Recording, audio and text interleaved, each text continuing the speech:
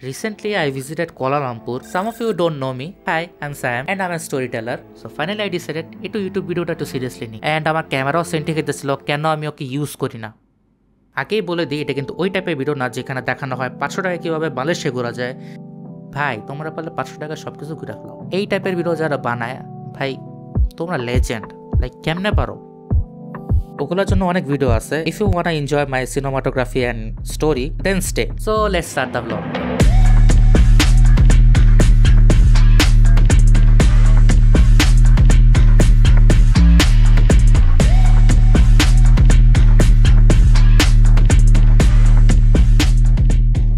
After 3 to 4 hour flight, Kuala Lumpur পা দেওয়ার পর বুঝলাম ইট ওয়াজ এ মিস্টেক।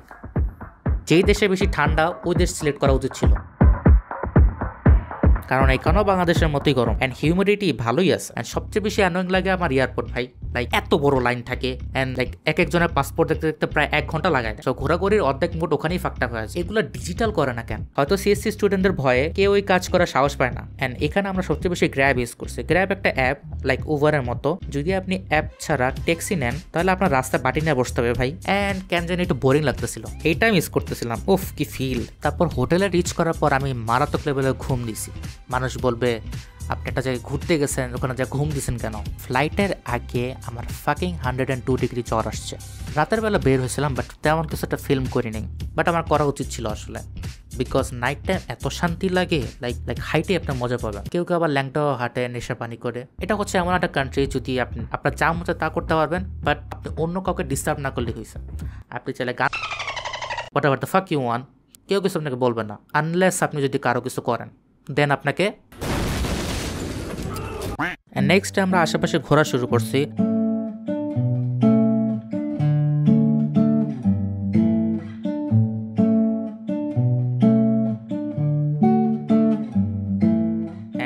আই মিস রিক্সাওয়ালা ভাই, বিকজ হাঁটতে হাঁটতে পা গুলা শেষ আমার, লাইক সিরিয়াস। অ্যান্ড ওইখানে ওয়েদারটা না কাইন্ড অফ উইয়ার্ড। সকাল সকাল অনেক করা রোদ উঠে বাট গরম নাই তেমন। বাট দুপুর হইলে ভাই রে ভাই রোদ নাই কিন্তু হিট এত বেশি, like what the fuck, like pressure কুকারের মতো ফিল হয়। দেন চিন্তা করলাম আমরা টুইন টাওয়ারে যাবো। সো গ্র্যাব কল করে দিলাম দৌড়। এটা হচ্ছে কেল টাওয়ার। সো এটাতে যাওয়ার আমার প্ল্যান আছে।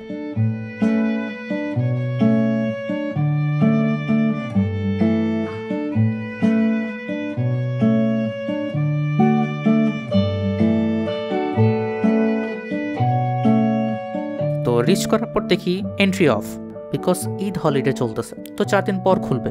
জিনিসটা ভালো লাগলো না।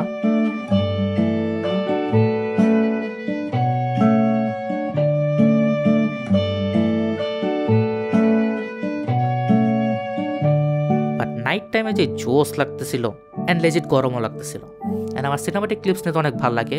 বাট এখানে মানুষগুলোকে দেখেন, ওনাদের জিজ্ঞাসা করা লাগবে না যে আপনারা কোন দেশের মানুষ, বোঝাই যাচ্ছে আমাদের দেশের মানুষ। রেস্ট্রিক্টেড এরিয়াতে ঢুকে পানির মাঝখানে ছবি তুলতেছে। আরে রেস্ট্রিকশনে আম্মু কি আব্বু, দেশে গেলে বউ বাচ্চাদের দেখাইতে হবে না? এই ছবি যদি নাই তুলতে পারি তাহলে তো বাঙালি হিসেবে। তো বসে বসে আমি রং তামাশা দেখতেছিলাম and back to hotel. Time অনেক কুইক যেতেছিল সত্যি কথা বলতে। And I don't know maybe আমার জ্বরের জন্য এরকম হতেছিল নাকি অন্য কিছুর জন্য, বাট আমি টাইম অপটিমাইজ করতে পারতেছিলাম না। সো আমার ভিডিওটা এখানে শেষ করতে হইতেছে। বাট আই নো জিনিসটা অনেক অ্যানোয়িং। 5 দিনের ট্রিপ ছিল, তো 5 দিনের ট্রিপ আমি এক ভিডিওতে ইনক্লুড করতে পারতেছি না, কারণ এটা অনেক বেশি বড় হয়ে যাবে আর কারো অত বেশি টাইম নেই। সো আমি এটাকে ভাগ ভাগ করবো and I hope you can enjoy my visuals and other stuff and editing. So I hope আপনারা বাকি পার্টগুলো দেখবেন। সো আরও 2টা পার্ট আসবে অ্যান্ড আমার সাথে আরও কী কী কাহিনী হয়েছে সব কিছুই আমি বাকি পার্টগুলোতে দেখাবো। সো আমার ভিডিও যদি ভালো লাগে থাকে so you know what to do. So আজকে এই পর্যন্তই, দেখা হবে নেক্সট কোনো ভিডিওতে। So by.